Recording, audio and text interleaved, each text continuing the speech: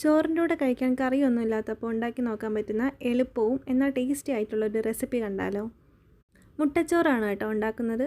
ആദ്യം തന്നെ പാനിൽ എണ്ണയൊന്ന് ചൂടായി വരുമ്പോഴത്തേക്കും ഒരു സവാളയും 2 പച്ചമുളകും ചെറുതായി അരിഞ്ഞ് കുറച്ച് ഉപ്പും കൂടെ ചേർത്ത് നന്നായി ഒന്ന് വഴറ്റാം. സവാള ഒന്ന് വഴണ്ട് വന്നതിന് ശേഷം അതിലേക്ക് ഒരു വലിയ പഴുത്ത തക്കാളി, കുറച്ച് കറിവേപ്പിലയും 2 വെളുത്തുള്ളി അരിഞ്ഞതും കൂടെ ചേർത്ത് കൊടുക്കാം. തക്കാളിയൊക്കെ നല്ലപോലെ വഴണ്ട് വന്നതിന് ശേഷം അതിലേക്ക് മസാല ചേർത്ത് കൊടുക്കാവുന്നതാണ്. അപ്പോൾ എനിക്ക് ആവശ്യത്തിനായിട്ടുള്ള മുളക് പൊടി, മഞ്ഞൾപ്പൊടി, ഗരം മസാല, പിന്നെ ഞാനിവിടെ കുറച്ച് ചിക്കൻ മസാല കൂടി ചേർത്ത് കൊടുക്കുന്നുണ്ട്. പൊടികളുടെ പച്ചമണം മാറുന്നത് വരെ നല്ലപോലെ ഒന്ന് ഇളക്കി കൊടുക്കണം കേട്ടോ. നമ്മുടെ ടേസ്റ്റ് അനുസരിച്ച് നമുക്ക് സ്പൈസസ് ചേർക്കാവുന്നതാണ്. പൊടികളൊക്കെ ഒന്ന് മൂത്ത് വന്നതിന് ശേഷം നേരത്തെ ബീറ്റ് ചെയ്ത് വെച്ച മുട്ട ചേർത്ത് കൊടുക്കാം. ഞാൻ മുട്ടയിൽ കുറച്ച് ഉപ്പും കുരുമുളക് പൊടിയും കൂടെ ചേർത്ത് കൊടുത്തിട്ടുണ്ടായിരുന്നേ. പിന്നെ മുട്ടയൊന്ന് നല്ലപോലെ ചിക്കി എടുക്കാം കേട്ടോ.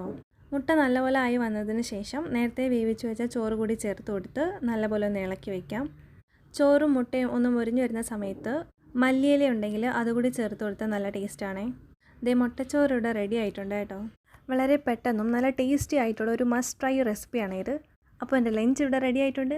ബായ്.